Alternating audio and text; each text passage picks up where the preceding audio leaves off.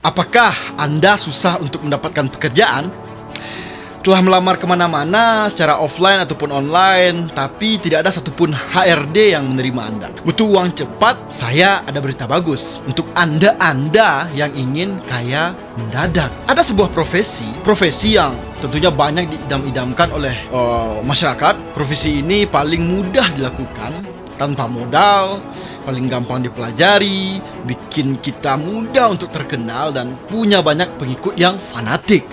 Dan yang terpenting adalah profesi ini menjanjikan kekayaan yang melimpah dalam waktu yang sangat singkat. Bahkan juga kita bisa poligami, bisa punya banyak istri juga. Nah, profesi apakah itu? Assalamualaikum, what is up Smartisan? I'm Lee, I'm no one from nowhere. Welcome to my channel.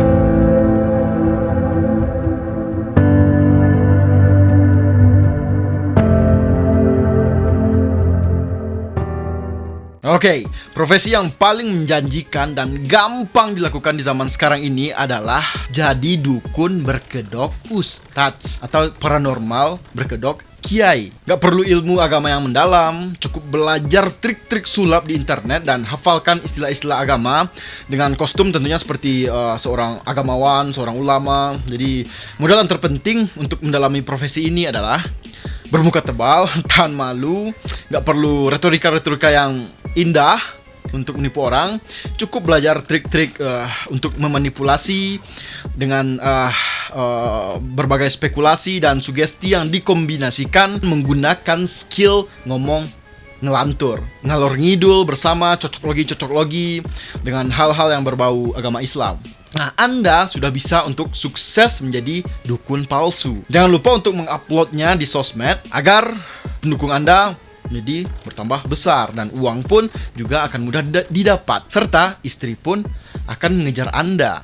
Istri-istri tentu tidak satu, ya kan, Beb? Nah, tips dan trik yang saya berikan ini sudah pernah dibuktikan langsung oleh ustadz dukun palsu yang sudah berkali-kali dibongkar oleh pesulap merah kelicikan dan keculasannya. Namun pendukungnya yang fanatik yang selalu memuja-muja dia masih mati-matian mendukung si dukun palsu tersebut. Ya, tak perlu berlama-lama, kita sudah sama-sama tahu siapa yang lagi viral akhir-akhir ini, yaitu si dukun palsu. Si dukun palsu ini dengan jutaan pengikut di internet, setelah aksi-aksi magicnya yang selalu dibaluti dengan hal-hal yang berbau Islami, akhirnya tahun lalu pesulap merah berhasil membongkar penipuan-penipuan dan trik-trik licik serta manipulatif yang dilakukannya sebagai alibi untuk menyembuhkan pasien yang katanya terkena santet dan guna-guna. Walaupun kita juga tidak tahu apa sebenarnya sakit dari pasien tersebut. Memang 50% dari pasien tersebut sembuh karena faktor lain. Mungkin pasien tersebut juga berobat ke dokter mungkin. Jadi 50%-nya sembuh karena mungkin ada faktor lain, tentunya bukan faktor dari dia. Dia kan hanya memberikan spekulasi dan sugesti-sugesti kepada si pasien tersebut. Nah, pasien tersebut mungkin sembuh karena bantuan medis mungkin. Namun karena kelihayannya dalam berbicara, karena retorika-retorikanya yang mudah untuk menipu orang dengan embel-embel agama, tentunya si pasien ini percaya bahwa yang menyembuhkan dia itu adalah. Nah, bagi yang tidak sembuh, beberapa persennya yang tidak sembuh. Nah, jika tidak sembuh, dilakukan lagi seperti itu, diyakinkan lagi, diberikan ritual yang lebih advance lagi, diberikan tentunya juga lebih mahal lagi, diberikan obat-obat herbal-herbal yang entah apa itu yang kita tidak tahu, dikuras lagi isi dompet pasien ini.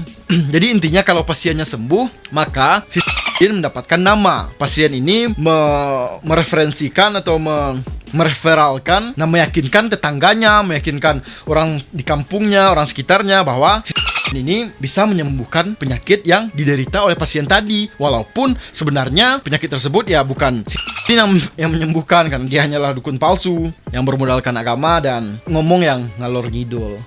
Nah itu bagi yang sembuh. Bagi yang tidak sembuh, sebenarnya ini ada dua kemungkinan. Kemungkinan pertama, orang ini tidak percaya lagi atau merasa tertipu. Kemungkinan kedua, pasien tersebut menjadi langganan atau repeat order ke Karena setelah pengobatan pertama tidak berhasil, pasien ini diberikan sugesti yang baru, diberikan keyakinan yang baru, propaganda yang baru, agar pasien ini bisa berobat kembali dengan pengobatan yang lebih rumit lagi, lebih mahal lagi. Nah, jika yang kedua juga tidak berhasil, yang ketiga juga akan dilakukan hal yang sama, sampai keempat, kelima, keenam, sampai pasien ini sembuh atau jadi tidak sembuh. Kalau tidak sembuh ya mungkin akan diulang, atau mungkin orang ini tidak percaya lagi. Kalau sembuh ya nama ini akan lebih dikenal lagi. Jadi semuanya hanyalah karena kebetulan semata. Nah, dengan banyaknya penipuan-penipuan yang dilakukan oleh ini, pesulap merah pun menghajar dia habis-habisan setelah dia bertengkar hebat tahun lalu. Dan pesulap merah memperlihatkan pada publik bahwa ini hanyalah seorang penipu yang berkedok dukun ustadz atau dukun kiai. Akhirnya berimbas pada penutupan padepokan pengobatan alternatif yang dimiliki oleh si ini.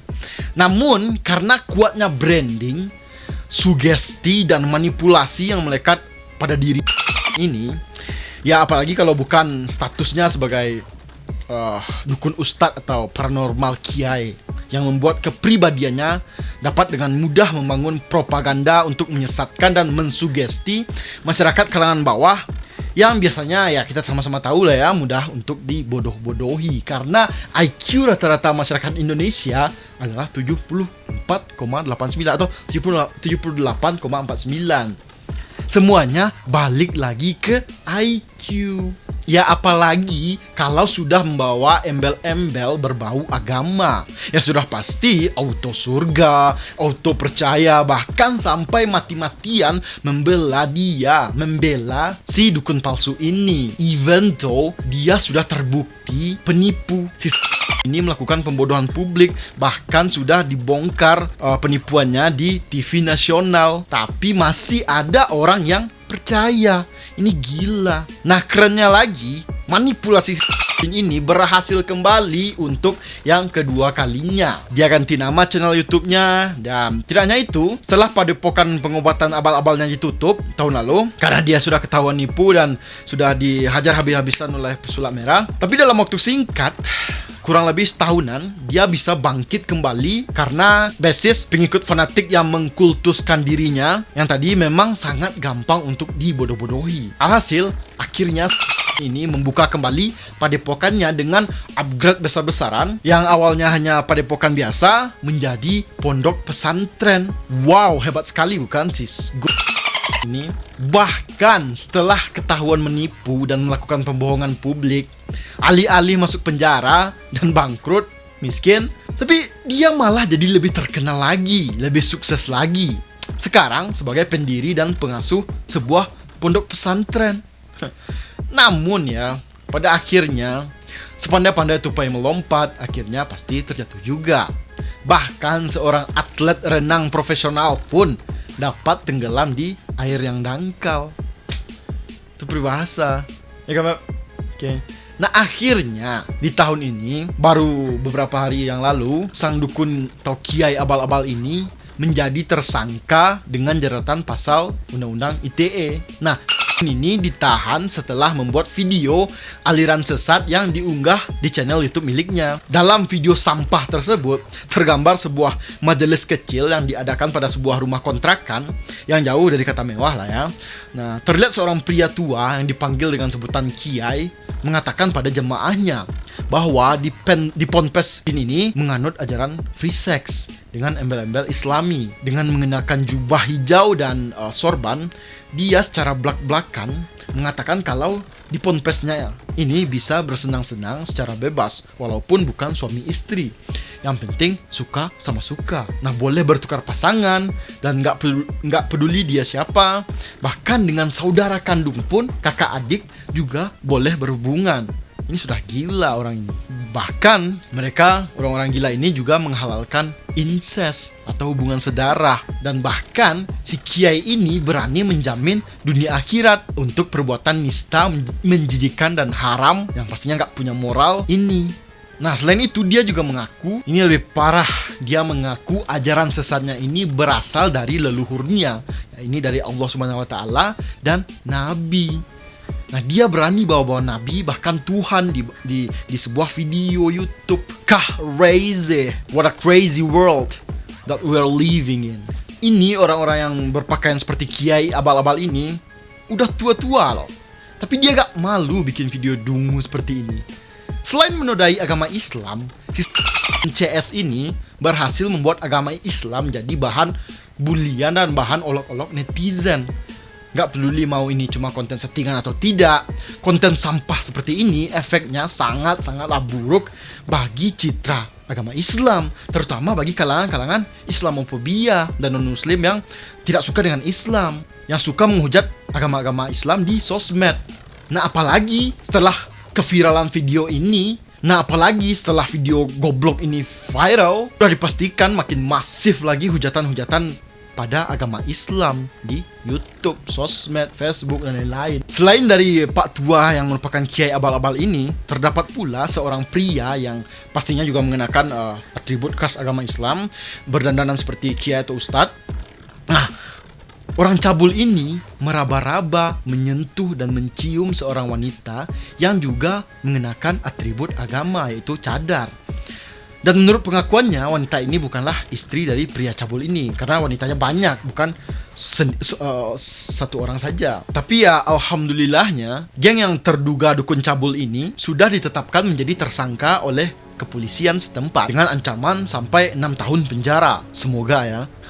Nah, pertanyaannya, apakah setelah beliau keluar dari penjara, aksi penipuan dan cabul orang-orang ini akan kembali lagi atau malah menjadi lebih besar lagi dengan fans fanatik yang masih saja membela beliau, membela dengan sangat gila, sangat militan sekali. Terlihat pada komen-komentar yang ada di sosmed si ini, bahwa pendukung fanatik butanya ini membenarkan apapun yang ini lakukan, tidak peduli menghina agama mereka. Nah, mungkin bagi para pengikut ini bahkan lebih penting baginya daripada kehormatan agamanya sendiri. Crazy, gila pendukungnya. Memang mungkin IQ di bawah rata-rata pastinya. Nah, bahkan kemarin saat dia diwawancarai, si ini dengan ilmu tak tahu malunya mengklarifikasi kalau itu semua hanyalah konten settingan dengan tujuan dakwah. What the konten tolol seperti itu dibilang untuk dakwah. Ini orang-orang memang sudah fix gila, dan ada juga yang terduga cabul ya. Jika saat si CS ini keluar dari penjara, namun beliau nantinya malah lebih heboh lagi membuat hal-hal yang mengundang kontroversial dan penistaan agama, atau bikin konten yang lebih cabul lagi, jika masih ada yang memuja-muja orang ini sebagai mungkin nabi sesat mereka, maka memang sepertinya rakyat di Wakanda ini, fans dukun ini, memang ketololannya sudah tidak bisa ditoleransi lagi. I'm very sad. That's so sad, man. That's so sad. Ya, walaupun sekali lagi dia berdalih bahwa kontennya tersebut adalah konten edukasi untuk memerangi aliran sesat. Jadi dia membuat seolah-olah ada aliran sesat di ponpesnya seperti itu, dan dia memerangi aliran sesat tersebut. Tapi tetap saja para aktor dan aktris yang berpakaian Islami dengan panggilan kiai, dan juga wanita yang berpakaian cadar tadi, dan ada juga pria yang cabul di video tersebut yang meremas-remas, meraba-raba wanita yang bercadar ini dan mencium juga, tetaplah cabul, tetap harus dihukum karena ini konten cabul, menistakan agama dengan atribut agama gitu. Walaupun katanya ini hanyalah konten edukasi, namun kecabulan dalam video tersebut dan kesesatan agama yang dibawakan oleh ustadz abal-abal tersebut tetaplah harus dihukum, tetap salah. Tidak peduli ini adalah konten edukasi atau tidak. Kalau mau membuat edukasi, tidak seperti ini caranya, bro.